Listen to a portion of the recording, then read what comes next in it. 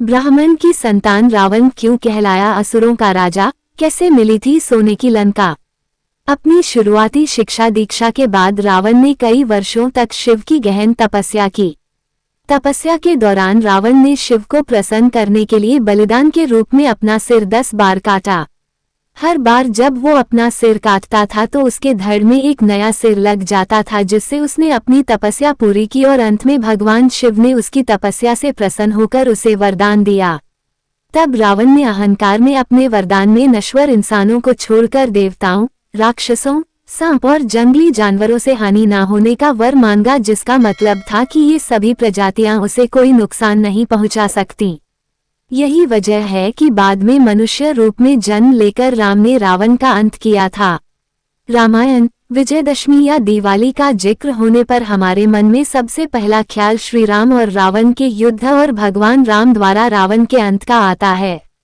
लेकिन शास्त्रों में रावण को एक दैत्य, राक्षस, अत्याचारी के अलावा भी कई रूपों में वर्णित किया गया है।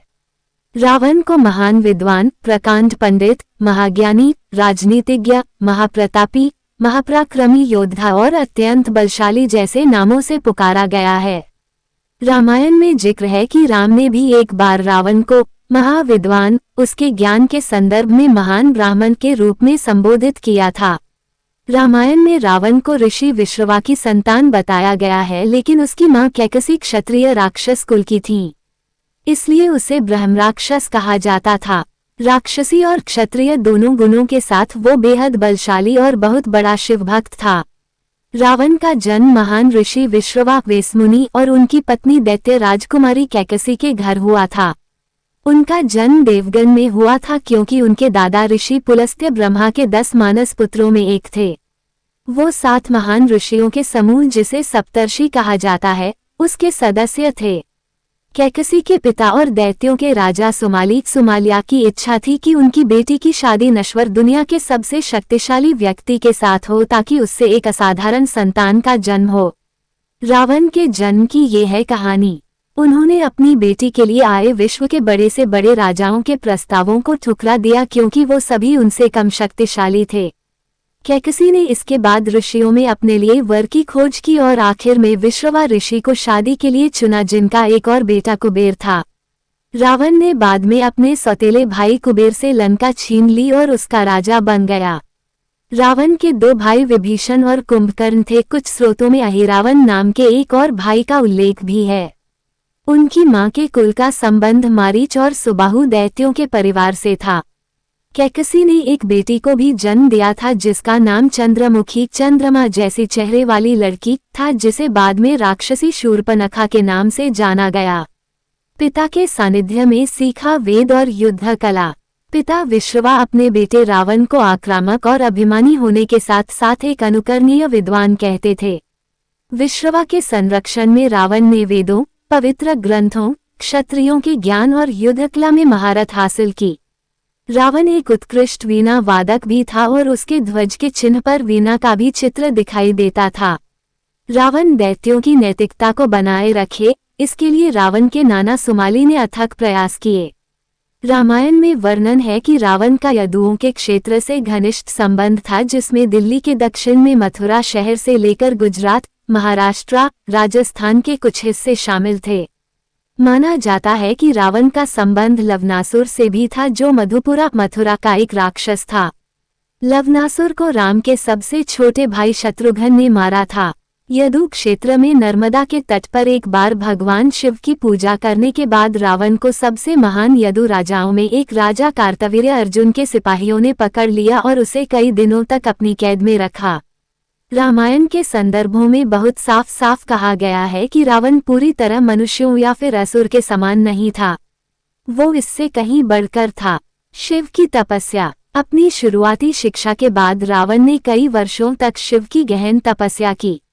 तपस्या के दौरान रावण ने शिव को प्रसन्न करने के लिए बलिदान के रूप में अपना सिर 10 बार काटा। हर बार जब वो अपना सिर काटता था तो उसके धड़ में एक नया सिर लग जाता था, जिससे उसने अपनी तपस्या पूरी की और अंत में भगवान शिव ने उसकी तपस्या से प्रसन्न होकर उसे वरदान दिया। रावण ने भगवान शिव से अमरता, सदा अमर रहने का वर मांगा, जिसे शिव ने देने से इनकार कर दिया, लेकिन उन्होंने उसे अमरता का दिव्य अमृत दिया। इस वर का अर्थ था कि रावण जब तक जीवित रहेगा तब तक उसे परास्त नहीं किया जा सकता।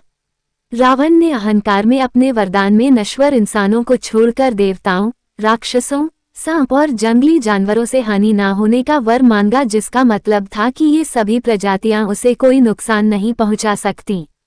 यही वजह है कि बाद में मनुष्य के रूप में जन्म लेकर राम ने रावण का अंत किया था। शिव ने उसे उसके सभी 10 कटे हुए सिरों के अलावा दिव्य शस्त्र और कई प्रकार के चमत्कार की शक्ति दी।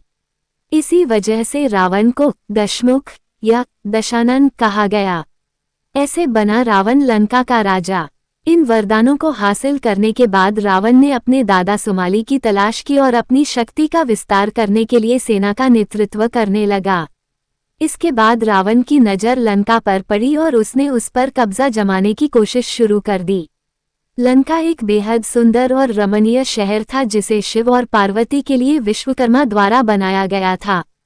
बाद में ऋषि विश्रवा ने लंका में यज्ञ के बाद शिव से उसे दक्षिणा के रूप में मांग लिया।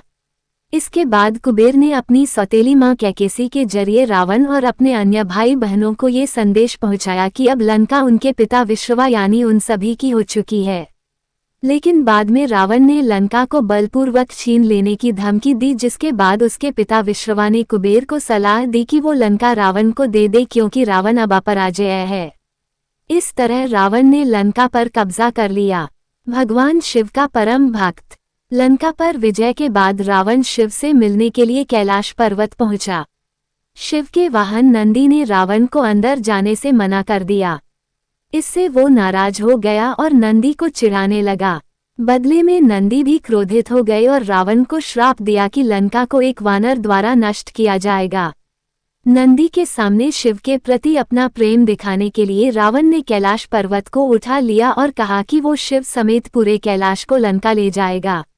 रावण के अहंकार से क्षुब्ध शिव ने कैलाश पर अपने पैर की सबसे छोटी अंगुली रख दी, जिससे कैलाश पर्वत अपनी जगह पर वापस स्थापित हो गया। लेकिन इसी दौरान रावण का हाथ पर्वत के नीचे दब गया और पूरे पर्वत का भार रावण के हाथ पर आ गया। वो इस पीड़ा से कराह उठा। उसे तुरंत अपनी गलती का एहसास हो गया। तब रावण ने भगवान शिव को प्रसन्न करने के लिए अपनी नसों को तोड़ दिया और उससे तार की तरह इस्तेमाल करते हुए संगीत बनाया और शिव की महिमा का गुणगान करने लगा। इस तरह उसने शिव तांडव स्तोत्र रच दिया। इसके बाद शिव ने उसे क्षमा कर दिया और उसकी भक्ति से खुश होकर उसे दिव्य तलवार चंद्रहास दी। कहा जाता है कि इस घटना के दौरान ही शिव द्वारा उसे रावण नाम दिया गया, जिसका अर्थ है तेज दहाड़, क्योंकि रावण का हाथ जब पर्वत के नीचे दबा तो उसके रोने से पृथ्वी कांप उठी थी। रावण इसके बाद भगवान शिव का आजीवन भक्त बन गया था। ऐसा बना रावण तीनों लोकों का विजेता। रावण की क्षमता और शक्ति वास्तव में विस्मयकारी थी। रावण ने कई बार मनुष्यों, देवताओं और राक्षसों पर विजय प्राप्त की। पाताललोक को पूरी तरह जीतकर उसने अपने भाई अहिरावण को वहां का राजा बना दिया। वह तीनों लोकों में सभी असुरों का सर्वोच्च अधिपति बन गया। कुबेर ने एक बार रावण को उसकी क्रूरता और लालच के लिए आलोचना की, जिससे वो बहुत नाराज हो गया। भाई के इस अपमान के बाद वो स्वर्ग की ओर बढ़ा और देवताओं से युद्ध कर उन्हें हराया। उसने देवों, मनुष्यों और नागों पर जीत अर्जित की। रामायण में रावण का सभी मनुष्यों और देवताओं पर विजेता के रूप में जिक्र किया गया है। हालांकि रावण का अहंकार उसके अंत का कारण बना।